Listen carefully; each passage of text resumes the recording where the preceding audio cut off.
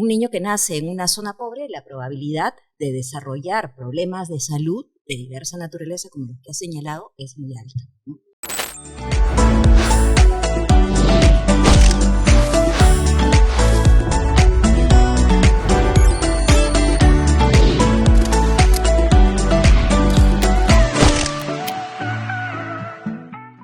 Millones de niños, niñas y adolescentes en el mundo sufren problemas que no les permiten aprender.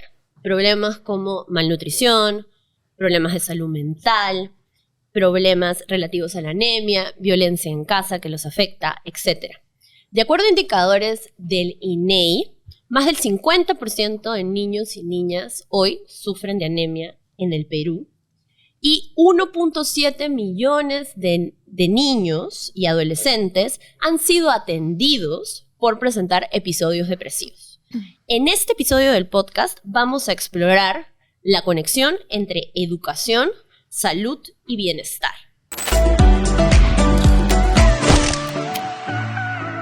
¿Un niño o niña puede aprender si no está bien de salud?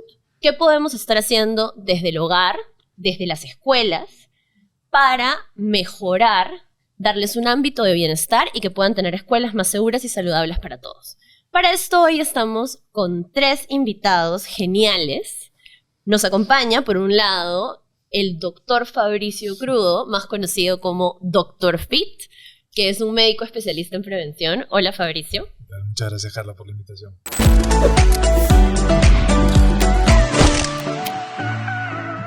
Qué gusto tenerte aquí. También nos acompaña la licenciada Norma Rodríguez, profesora de la Universidad Cayetano Heredia. Hola, Carla, un gusto.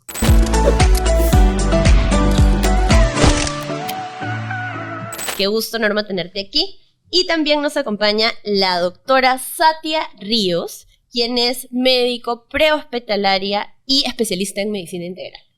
¿Cómo estás? ¿Qué tal, Carla? Muchas gracias por la invitación.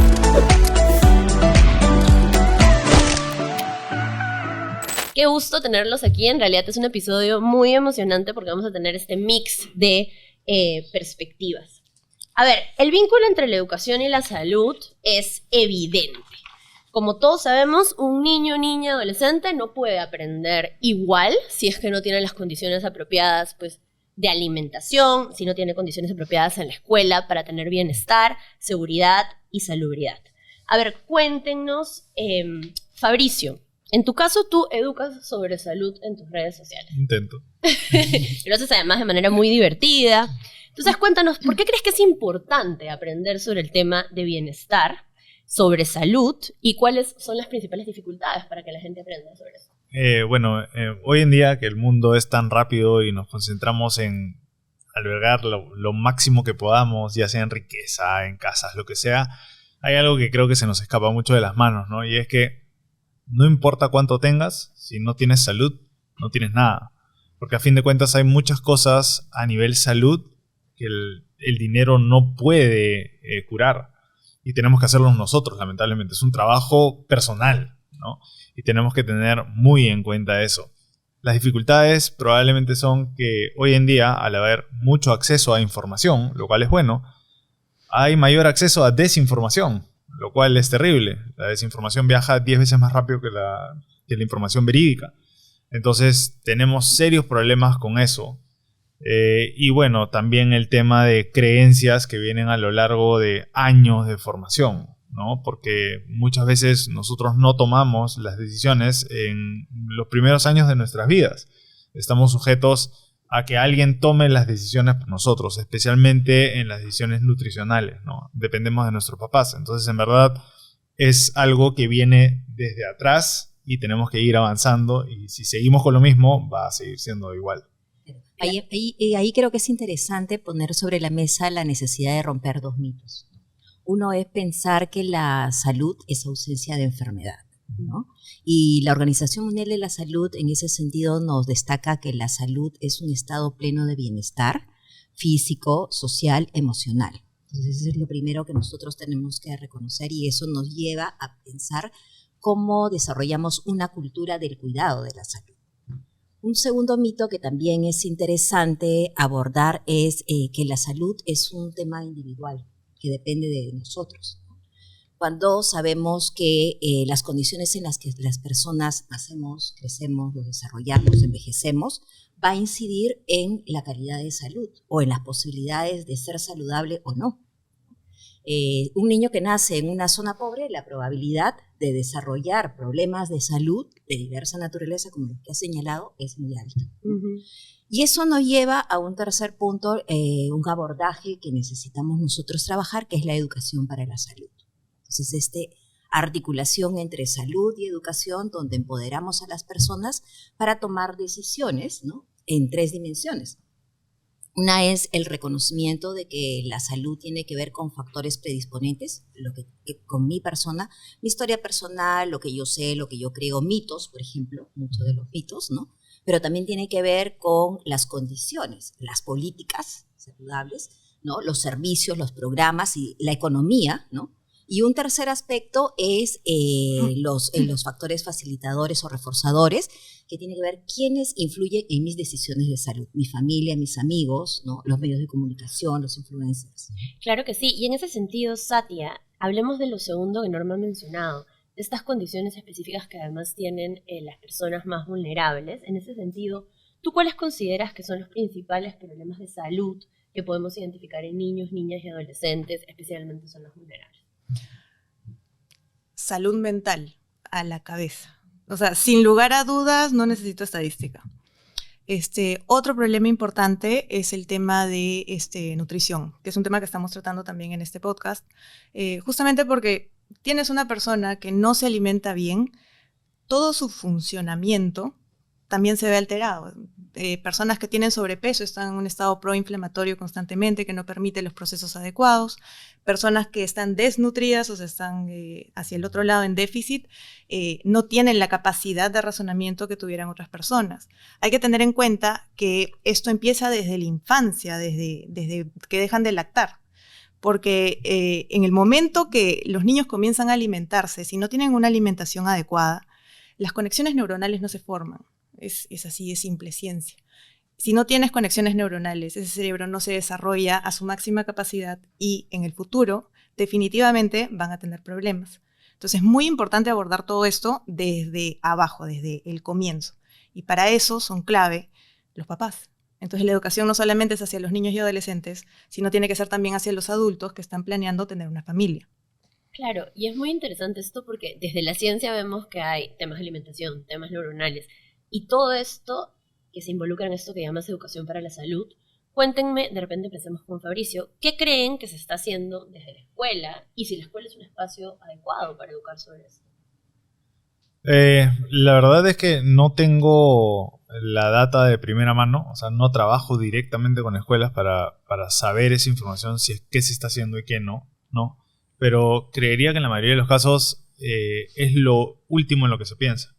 Porque siempre nosotros dejamos nuestra salud de lado. Al igual que en el día a día, lo último que importa es dormir bien. Es como, no, tengo que trabajar, no, tengo que hacer esto, no, tengo que hacer el otro ya, pero si no duermes las horas que tienes que dormir, ¿cómo es que vas a funcionar bien? Entonces siempre nuestra salud, a final de cuentas, es el último eslabón de la cadena, por así decirlo, cuando en realidad debería ser prioritario, ¿no? Debería ser parte de nuestro día a día y deberíamos cuidar nuestra salud siempre. Por ende, tener acceso a información que nos permita cuidar nuestra salud. Norma, ¿qué opinas tú? La pauta está en cómo hacemos que los diversos espacios donde nos movemos sean saludables. Y esto es lo que se llama en salud pública crear entornos saludables, ¿no? Servicios higiénicos en las escuelas, tener agua segura en las escuelas puede jugar a favor de prácticas saludables. Y el Estado sacó en el año 2013 la Ley de Alimentación Saludable y Actividad Física. ¿Y por qué? Esta ley, fíjate que estaba en el entorno de la escuela. No fue una ley para todo, cualquier entorno, sino cómo hacemos que la escuela, donde los niños pasan buena parte de sus vidas, los niños, los jóvenes, los adolescentes, pueden tener condiciones adecuadas para aprender, pero también para vivir, ¿no? O sea, el poder lavarme las manos, el poder tener también el cuidado de tu salud, las prácticas saludables, actividad física, el cuidado también, por ejemplo, de los residuos, etcétera. Un conjunto de elementos que en la escuela nosotros no solamente aprendemos, sino vivimos prácticas saludables. Y por eso es que tenemos que apostar a cómo desde la escuela hacemos ese espacio saludable. Claro. Yo agregaría a todo esto, colegio, ¿qué cosa es? O sea, ¿qué se enseña? Mate, ciencias naturales, física, química, un montón de cosas, pero no se enfocan en enseñarnos acerca de cómo nos tenemos que cuidar, o sea, cómo nos tenemos que nutrir, a qué tenemos que estar atentos, cuáles son signos de alarma, cómo es la prevención. O sea, no hay siquiera un curso que mencione esto, o sea, no se aborda. Yo recuerdo que en el colegio a mí me enseñaron las partes del cuerpo, y eso fue la parte humana de ciencias naturales. Eso es todo lo que aprendí en el colegio. Así que, o sea, básico que haya una parte que también se enfoque en el manejo adecuado de la salud. Así como de los impuestos, déjame decirte. También creo que deberían enseñarte a calcular impuestos y a economía y todas estas cosas. Muchos niños, niñas y padres y madres dicen que a veces lo que se enseña en la escuela no sirve para la vida en general, y ustedes han mencionado así en segundos cositas que así no servirían. Bueno, estamos hablando de los diversos problemas de salud, ¿no? Entonces uno de los temas más fuertes es la alimentación, ¿no? Más del 50% de niños hoy sufren anemia, que de hecho además son cifras que han subido. Norma, no sé, cuéntanos sobre esto, ¿qué pasa con la alimentación? Porque hay mitos, hay qué se está haciendo. Pero yo estaba pensando cuántas veces los niños y los adolescentes llegan a las escuelas y los profesores no nos preguntamos si tomó desayuno o no tomó desayuno, ¿no? O qué problemas de salud mental tiene.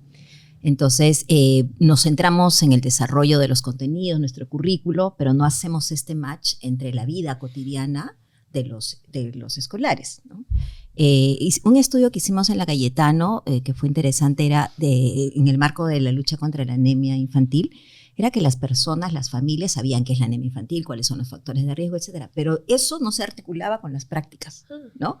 Y descubrimos que las madres, por ejemplo, no sabían, no tenían información de cómo preparar loncheras y menús saludables. Tú dices, qué sencillo, lo que pasa es que todos estamos corriendo y entonces la lonchera, el arma sale rapidito, ¿no? El menú también, lo que ocurre el día, pero no lo planificas, ¿no? Y entonces ahí necesitamos nosotros trabajar sobre prácticas, sobre hábitos.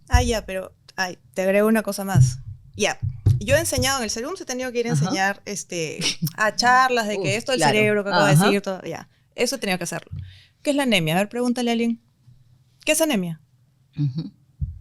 O sea, a mí me dices porque técnicamente no tengo idea qué es anemia. Cuando yo iba a mis charlas, yo empezaba diciéndole a los papás, ¿qué es anemia? Y se quedaban mirándome como que, bueno, es algo malo, de hecho, ¿no? Pero ahora sí saben, ¿no? O sea, ahora sí la gente dice es deficiencia de hierro, o sea, si el niño se duerme, o sea, sí, ahora lo dicen, ¿no? ¿Cómo funciona el hierro? ¿Para qué sirve? Entonces, saben que activa el cerebro, ¿no? O sea, hasta ahí saben, ¿no? Interesante porque por un lado es información y por el otro lado es práctica. Pero igual, ¿cuál es el puente? ¿Cómo se hace ese puente? O sea, en tus redes tú intentas yo entiendo los dos puntos de vista de una manera bastante acertada. El problema está en que podemos darle toda esa información a las personas, sin embargo la retención de la información va a ser casi nula. Entonces, en realidad, gastar las balas en intentar explicarle a alguien específicamente el funcionamiento y cómo va el cerebro y por qué funciona así, bajo qué reacción química, etcétera, etcétera, y eso es una opinión personal, me parece que no sirve absolutamente para nada. Yo discrepo contigo. Al final, estoy de acuerdo. Sí, por supuesto. Porque al final, lo que yo entiendo que al entender la enfermedad vas a poder tener el razonamiento y poder aplicar eso funciona en nuestro cerebro. En el cerebro del común denominador que no tiene ni idea de salud, ese no es el proceso mental, lamentablemente. Y es lo que vivo en el día a día, por eso esa es mi opinión particular. Al igual que también considero que una enfermedad como la anemia, el tratamiento de primera línea es suplementación con hierro, no es alimentación. No importa cuánto te alimentes, si tú no te suplementas, probablemente el 95% no va a salir de esa anemia. Suplemento es vitamina. Suplemento es darle el medicamento, sulfato ferroso, al paciente que sufre de anemia. Ese es el tratamiento de primera línea. Entonces, que se hable tanto de, no, es que la alimentación... No. ¿Hay acceso a ese medicamento? Sí, en las postas. Sí, Normalmente las sí, cosas claro. lo tienen, Claro, por supuesto. nosotros como país tenemos la famosa meta 4, ¿no? Que permite este abordaje de la anemia, la prevención, el diagnóstico, ¿no? La intervención también. Ok, entonces familias, digamos, suplemento de estos. Usan chispitas. Sí, Ajá. Son unos también, ¿no? sobrecitos Los que multimicronutrientes, los mezclan, efectivamente, los sí. mezclan con la avena, lo que sea. Ujú. Ya. Y eso, pero no saben muy bien, eso es lo que me decían los niños. No, saben horrible. Entonces Yo los he probado. decía, Es terrible. yo sí. lo probé.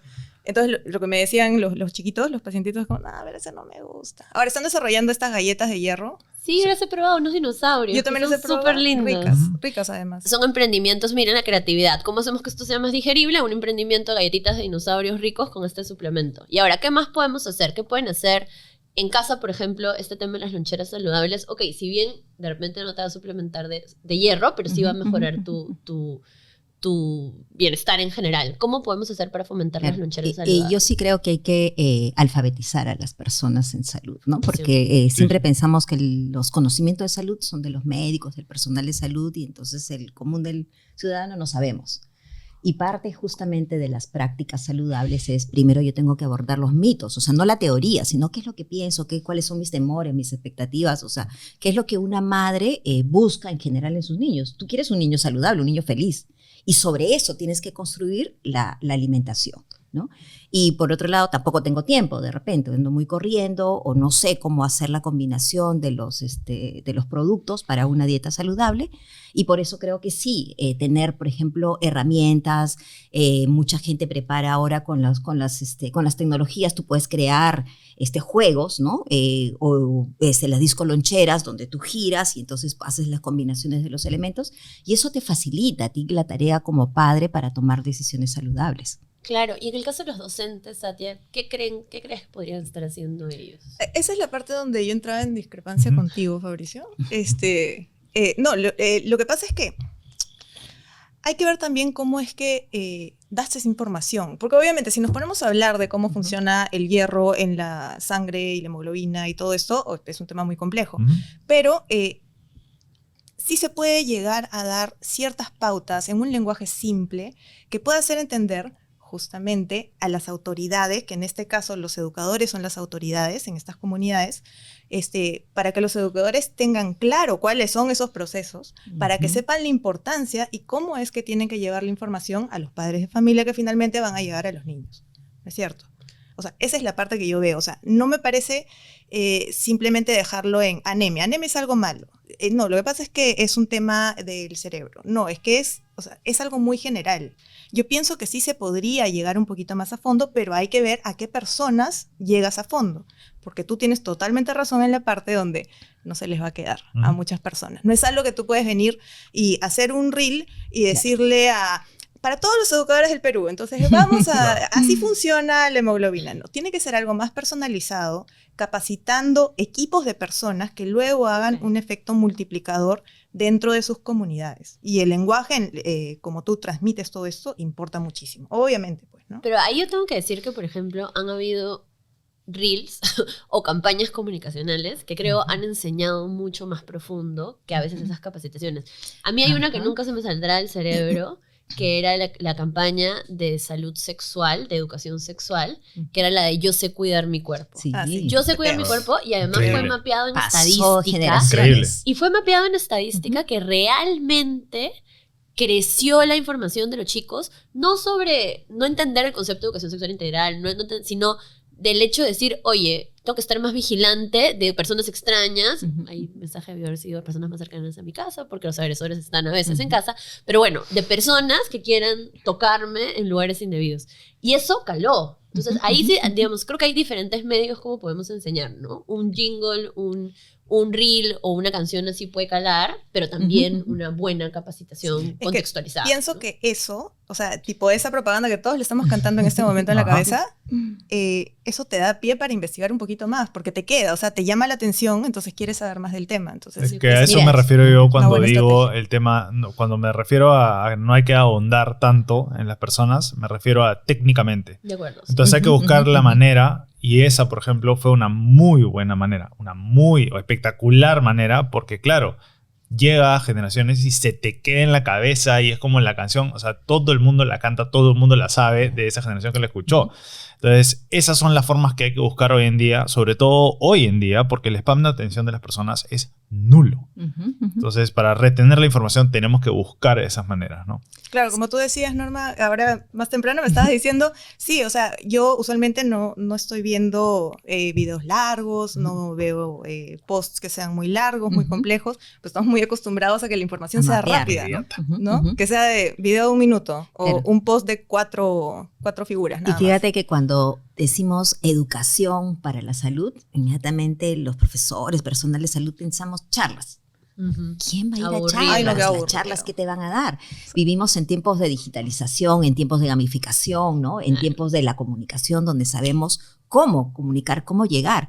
Entonces tenemos que recurrir a esos elementos donde la gente pues utiliza las redes para aprender, ¿no? Y cómo ese contenido lo damos de manera mucho más interactiva, mucho más dinámica, donde de repente yo estoy pues con mi celular jugando en un app, ¿no?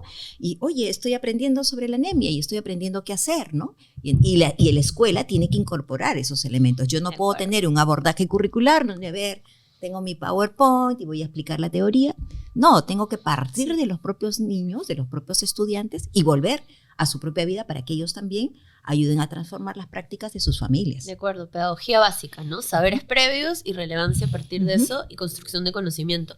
Y ahora quiero pasar a otros temas de salud que aquejan mucho a niños, niñas y adolescentes en este país, que por un lado es la salud mental, tal cual lo dijiste, es uno de los problemas principales que hoy se tiene. De hecho, Perú, país post-pandemia, tuvimos la mayor cantidad de niños y niñas que perdieron padre y madre, y esto aquejó mucho su salud mental.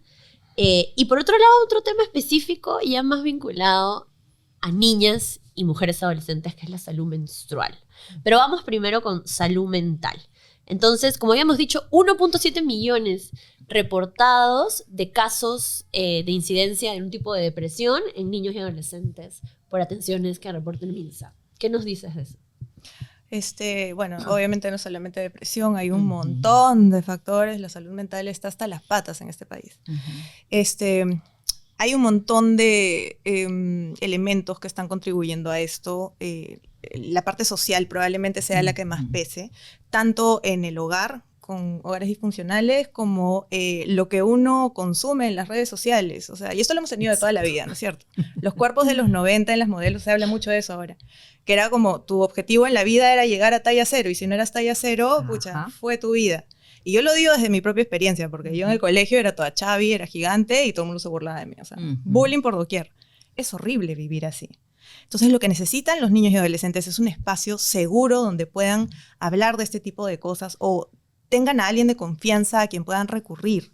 Si están en el colegio la mayor parte del tiempo, lo lógico no sería... Y desarrollar empatía. Los profesores. Son los docentes. Los docentes. ¿Ya?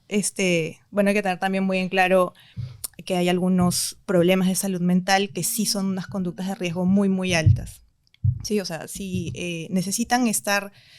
los profesores sobre todo y los padres de familia alertos a los signos de alarma, ¿no? Porque, o sea... ¿Cuáles son? O sea, dime así algo rápido que podamos Es que depende de la edad, Claro. pero... depende de la edad, No, más ¿no? generales. Pero algo muy general, bueno, la retracción social, cambios en el humor, dificultades para conciliar el sueño, cambios en la alimentación, subidas y bajadas de peso bruscas. O sea, que tú ves un niño que pesa, no sé, 40 kilos y a las 3 semanas está pesando 30, que es evidente. O sea, subidas y bajadas de peso rápidas, fugaces. Mala conducta, que no respeten a la autoridad. Estos niños que usualmente los castigan un montón en el colegio, les ponen parte, suspensión, expulsión. A todo eso uno tiene que estar atento, ¿no? En casa probablemente, bueno, es que los adolescentes, por eso te digo de edad, es que es muy complejo, porque en los adolescentes, por ejemplo, uno de los principales es la retracción social. Generalmente ellos se aíslan mucho, pero ser adolescente también hace que te aísles mucho, ¿no? Y usualmente estás metido con tus amiguitos y no quieres saber nada de los papás. Entonces, ¿cómo diferencias eso? Es un poquito complicado. Claro. Y aquí, por ejemplo, Fabricio, desde tu experiencia, imagino que tanto con pacientes actuales como experiencia que has tenido previa, cuando identificamos este tipo de cosas con niños y adolescentes, ¿qué es lo recomendable hacer, por ejemplo, desde la casa o desde la escuela? Yo me dirijo más a los niños y adolescentes que me ven.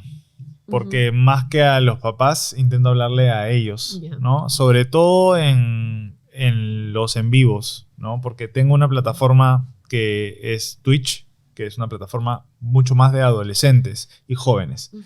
Entonces, intento explicarles que ese tipo de cosas son cosas que deben conversar tanto con un profesional y con sus padres, ¿no? Para poder salir de eso.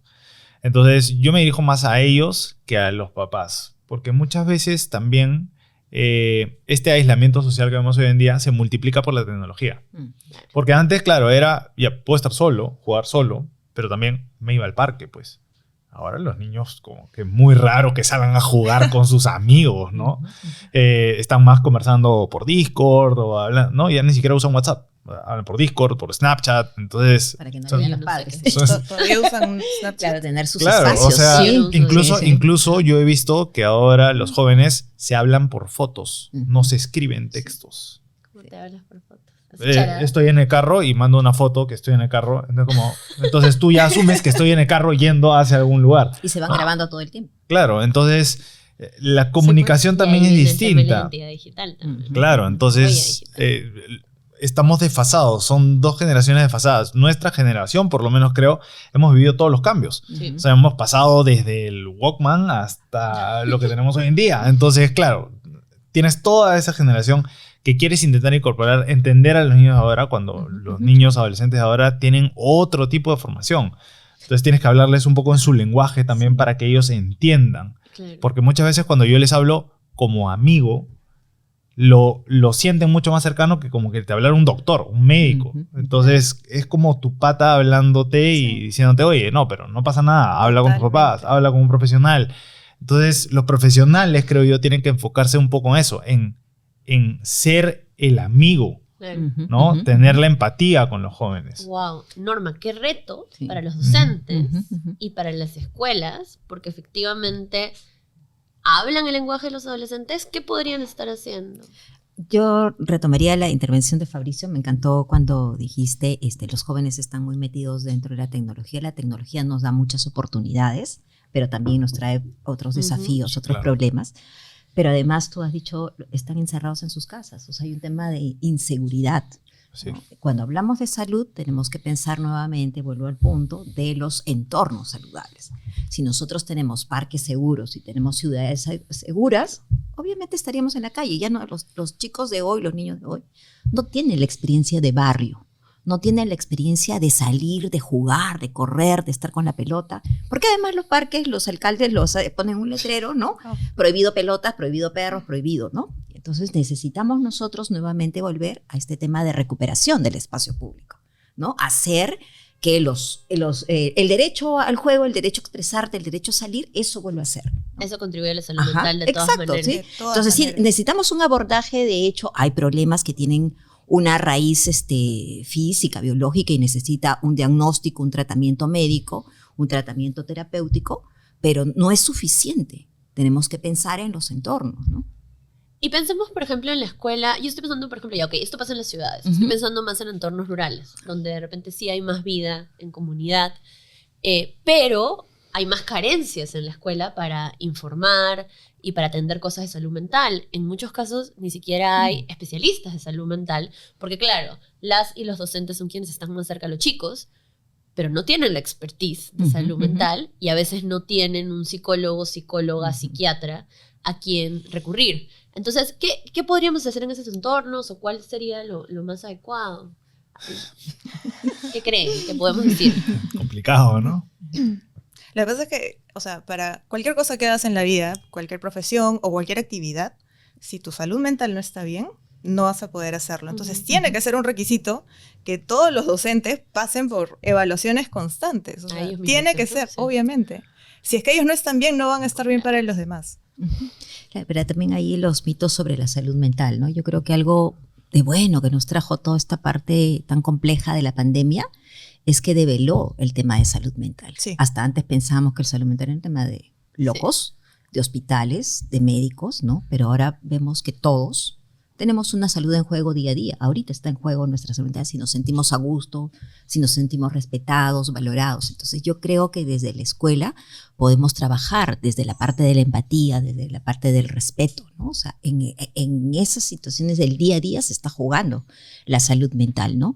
El sentirme parte de los grupos que se hacen en las escuelas, a veces los grupos cerrados y entonces excluimos a un compañero, ¿no? Entonces ahí también estamos nosotros vulnerando un derecho a la salud mental en este caso. Entonces aprender, trabajar sobre las habilidades socioemocionales, trabajar sobre la comunicación, el manejo de conflictos, ¿no? Todo eso va a contribuir a una mejor salud mental y eso es lo que podemos hacer y debemos hacer los maestros desde las escuelas. Pero y ahí no es parte inherente del ser humano formar grupos sociales. O sea, yo siento que eso nunca va a cambiar en los colegios, ¿no? O sea, sí, siempre va a existir el Van a haber los bullying, excluidos. o sea, Sí, de acuerdo. creer Ajá. que eso no va a existir para mí no es realista, ¿no? Exacto. Entonces, al igual que pues hay que enseñar a la persona que no Manejar todo el la mundo frustración. te va a caer Ajá. bien, va a haber personas a las cuales no les caes bien y es normal, no tienes que caerle bien a todo el mundo. Siento que esas cosas son parte de la identidad que nuestra generación también tenía, pero creo que hoy en día ya es como, no, es que todo el mundo tiene que ser súper atento, todo el mundo tiene que ser súper amable, que no es la realidad en la vida. No. ¿No? Ujú. O hay que dar herramientas más bien de resiliencia. Exacto. Porque no todo el mundo va a ser súper amable. Hay que dar aprender a herramientas de protegerte. cómo convivir con gente que es Ajá. diferente a ti, porque no todo el mundo va a pensar igual que tú. Y saber ese tipo de cortar cosas. amistades, cortar Exacto. relaciones. Ajá. o sea, Ya, pero Exacto. justamente No, eso que normal. estás diciendo me parece buenísimo, Claro. porque los clics, esos Ujú. clics, Ah. siempre van a existir. ¿Ya? Claro. Es Sí. ser humano. Por eso es que los responsables de eso, ¿quiénes serían? O sea, si esto ocurre en el colegio, ¿quiénes son? Otra vez, los docentes. Ujú. Los docentes, Que o sea, tienen la que darse formación cuenta. de docencia, Está por pasando. favor, Norma, Ujú. corrígeme, Sí. pero la formación de docencia tiene que tener un componente psicológico. De acuerdo. Si no, Sí. ¿cómo van a enseñar? Ujú. Pero Y de no la misma solo- manera, la salud mental de los mismos Ujú. docentes. Claro, ¿no? pero lo importante también es no solo cómo enseñarlo, sino que los docentes estén con bienestar de salud mental. Y aquí en el Perú, Eso es lo complicado. eso no se garantiza. No. Sí. Verdaderamente no. Bueno, es que hay poco acceso, pero no me También. refería exactamente a que los docentes lo enseñen, sino que ellos sean Tengan, quienes contengan. claro, ajá. Exacto. Claro. Pero ahí viene el saber, al aprender a tomar decisiones para cuidarnos. Cuando yo iniciaba y decía tenemos que desarrollar una cultura del cuidado de las saludes, antes nadie nos habló de que tenemos que cuidarnos, ¿no? Cierto. Bueno, me hacían bullying y la sufría, ¿no? Hoy en día sé que no debo, o sea, tengo que aprender a protegerme, tengo que aprender a hablar.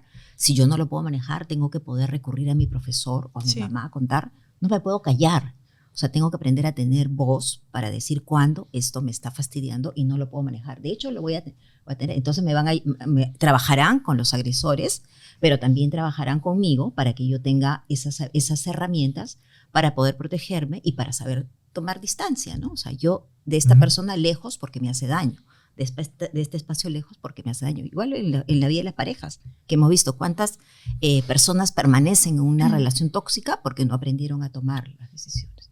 De acuerdo, mucho para hablar de este tema. Ahora vamos rapidito a hablar sobre este tema específico de la salud menstrual, que nos gusta subrayar porque nos gusta siempre recordarle a las personas que la educación para niñas y mujeres tiene necesidades particulares. Tener ambientes saludables donde las niñas puedan tener una menstruación digna, tener recursos, tener información, es básico. Entonces aquí quería preguntarte, Satia, ¿has tenido alguna experiencia de estos temas, de ver temas de salud menstrual? Bueno, y en caso con los pacientes que has podido trabajar, ¿cómo podríamos trabajar estos temas de salud menstrual? ¿En qué podríamos enfatizar, ya que no hay nada al respecto en las escuelas en el país? Bueno, la experiencia te la doy como mujer, porque Por obvio. supuesto. Lo que te puedo decir es que uno de los factores principales es el tabú, pues, ¿no? O sea, ahora están tratando de cambiar eso, veo fotos de nosotras, de, Sí, la, hay de la campañas, marca. hay campañas. Sí, ya, están Es tratando para de cambiarlo. naturalizar, ¿no? Por el momento sí, pero no se ve muy natural, a mi opinión. ¿Ah? No, Yo no lo veo muy natural, más bien lo veo forzado. Esto es algo que debería tratarse desde el colegio. Y a mí me enseñaron esto en el colegio, obviamente, ¿no? Que nos mostraban las toallitas higiénicas y todo, y estaba en quinto de primaria, creo. Y lo que recuerdo es que nos llevaron a todas las mujeres a un aula para que una psicóloga, o no me acuerdo qué especialidad tenía, nos muestre todas estas cosas. Y los chicos ¿Por qué ellos no saben de esto? De acuerdo. Porque la única manera para que esto no sea tabú es que todo el mundo sepa qué cosa es. Y que es Ya. natural. Y que es natural. O sea, es como decir un ratito voy al baño y ay, qué roche decir un ratito voy al baño. Es lo mismo. De acuerdo. Yo cómo hago para evitar, o sea, a menos que me saque el útero, ¿cómo hago para evitar sangrar todos los meses? Claro. Otro factor importante es el dolor nunca es normal.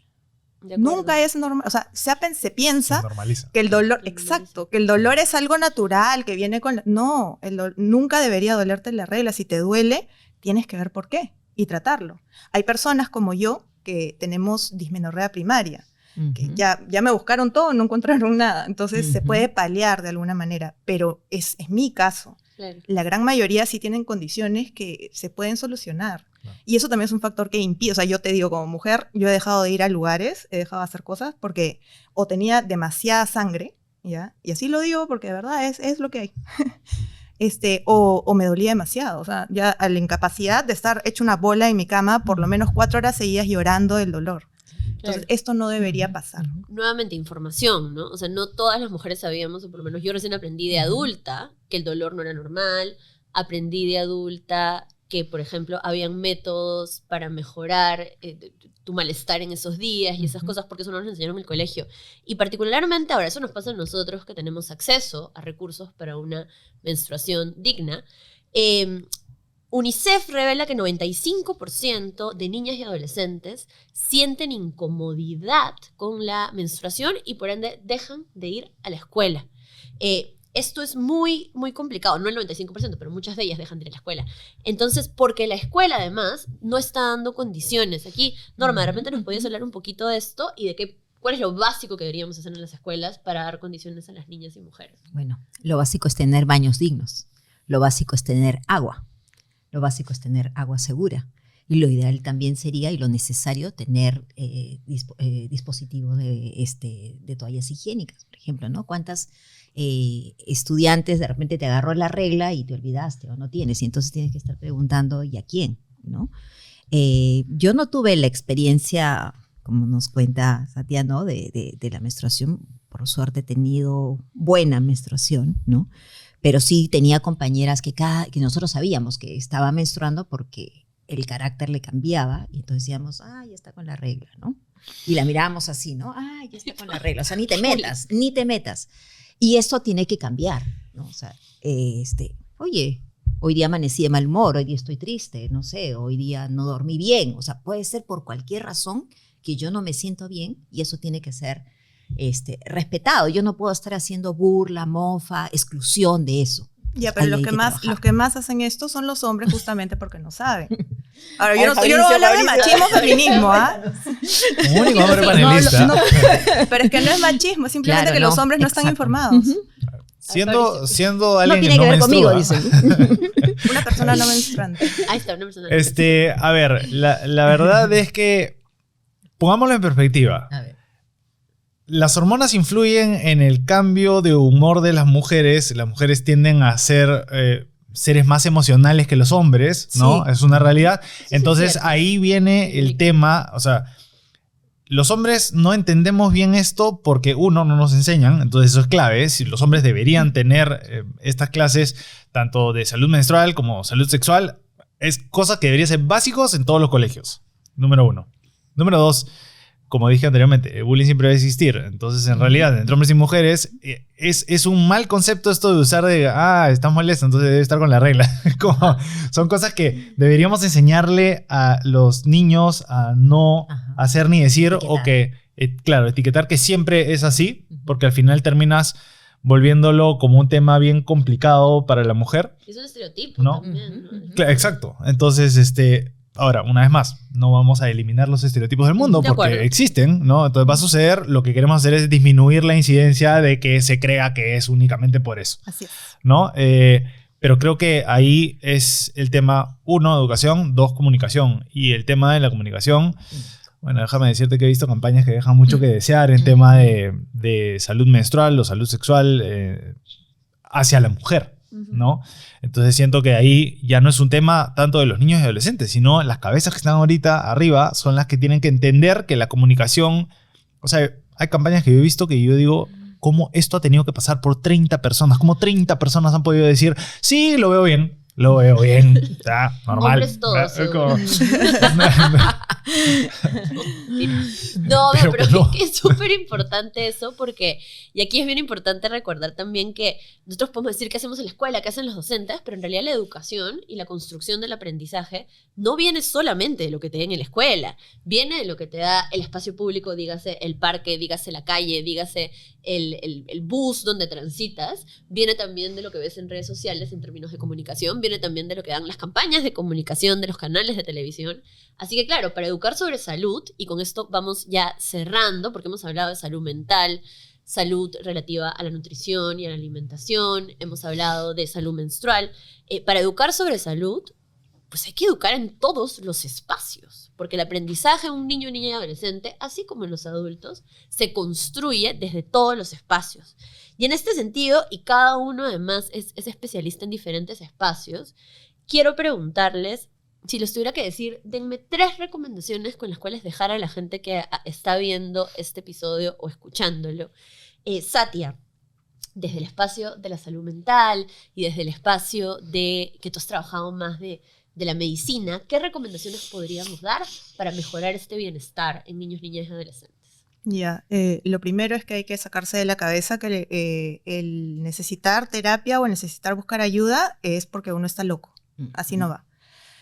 Lo segundo es, se necesita detectar. Muchas veces nosotros estamos emocionales, no sé, tristes, ansiosos, con miedo, qué sé yo, un montón de emociones que podrían estar ahí, y lo que hacemos es proyectarlo al resto. Entonces, simplemente despotricamos, pero no nos ponemos a analizar qué es lo que está pasando. Cuando uno aprende a detectar sus propias emociones, es mucho más fácil. Y en el momento que uno acepta, y esa es la tercera, que uno acepta que está pasando por una condición que no le está permitiendo funcionar adecuadamente, es necesario buscar ayuda. Yo sé que no todo el mundo tiene los recursos para ir donde un profesional top y que privado, personal y todo lo demás, pero hay centros de salud mental que cada vez hay más, felizmente. Conozco varias personas que trabajan ahí, así que puedo decir que hay gente capacitada trabajando ahí, y en el peor de los casos necesita al menos una persona que pueda escuchar esto.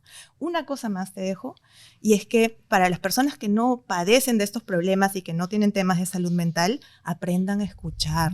Porque viene alguien y te cuenta, estoy triste, me ha pasado esto, tengo esto otro. Es como, ay, pero no estés triste. O si no, se ponen a hablar de sí mismos. Ay, a mí me pasó una vez, a ti te pasó, pero a mí me está pasando esto otro. A ti te pasó lo mismo, pero yo lo veo de otra manera y lo siento diferente. Entonces, todas las personas que quieren ayudar necesitan saber escuchar y validar lo que la otra persona está sintiendo. Importantísimo. Norma, desde tu espacio como educadora, además especialista en salud pública, ¿qué podemos decirle al sistema? Es decir, al docente, al directivo, directiva, a la autoridad educativa. El liderazgo de los directores es clave, ¿no? No podemos cambiar estos enfoques de educación para la salud si es que no tenemos un director, ¿no? que tenga una visión respecto al bienestar, ¿no?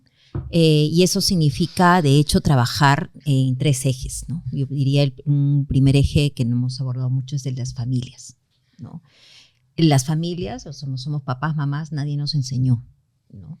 Y no estoy hablando de esta escuela de para padres donde vamos, nos sentamos y escuchamos, ¿no? Sino estoy pensando en una escuela para padres integrando los medios hoy en día, ¿no? Utilizando herramientas virtuales, ¿no? Utilizando juegos, utilizando el aprendizaje de pares. O sea, yo voy a cambiar no porque el especialista me diga, sino porque Fabricio me cuenta su experiencia que es similar a la mía y que, oye, él va a entender los temores, los mitos que yo tengo y eso me va a ayudar a transformar y a ser mejor papá, mejor mamá. O yo puedo compartir también mi historia, mis dudas. Entonces, el trabajo con padres es clave. Lo segundo es los entornos saludables. La escuela no es solamente la pizarra y la carpeta, ¿no? La escuela es el clima emocional, son las relaciones, es el patio donde yo puedo jugar, donde voy a tener áreas verdes para jugar, para correr, para saltar.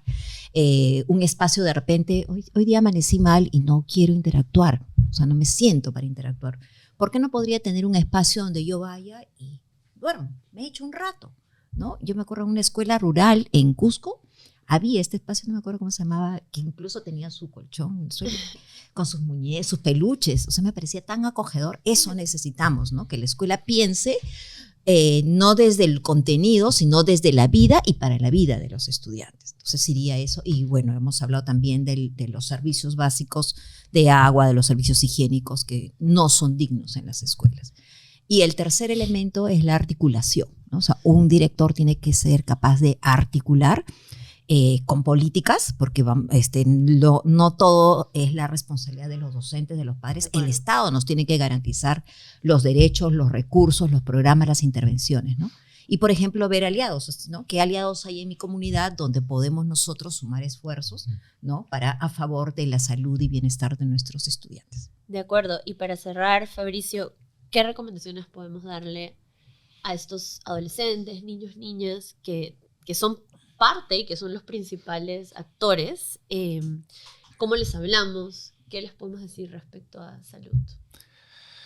En ese caso, lo que yo tendría que decir son dos cosas. Número uno, hay que entender que la manera en la que nos comunicamos con los adolescentes y los niños tiene que ser acorde, tiene que ser de una manera entretenida, tiene que ser de una manera en la que sepas que la información va a quedar y va a trascender y van a entender. Y también hay que entender que mi recomendación sería: háblale al adolescente como tú te hablarías a ti mismo cuando tenías esa edad. Porque de esa manera vas a entender que tienes que afinar el mensaje de otra forma, no de la manera en la que normalmente lo dirías, sobre todo a otro adulto. Eso va a hacer que el niño tal vez entienda un poco más lo que le estás diciendo. Muchísimas gracias a los tres. Ha sido en realidad un episodio súper rico. Nos ha quedado tanto por hablar de salud. Ellos nos han dejado las recomendaciones, no tengo nada que decir en ese sentido, pero dejo con el mensaje de: para aprender necesitamos estar bien de salud. No podemos esperar subir indicadores en la educación si es que no tenemos baños en escuelas, si es que no comemos bien, si es que no tenemos atención de salud mental, si es que no sabemos cómo comunicar el tema de bienestar a los chicos. Entonces, eso es muy importante y hay que mirarlo. El bienestar es integral. Y de eso un poco era lo que queríamos hablar en este episodio. Gracias a los tres. Va a ser excelente continuar hablando de repente en alguna otra oportunidad. Y gracias por vernos, por escucharnos. Síganos en nuestras redes sociales y nos vemos en un siguiente episodio. Chao.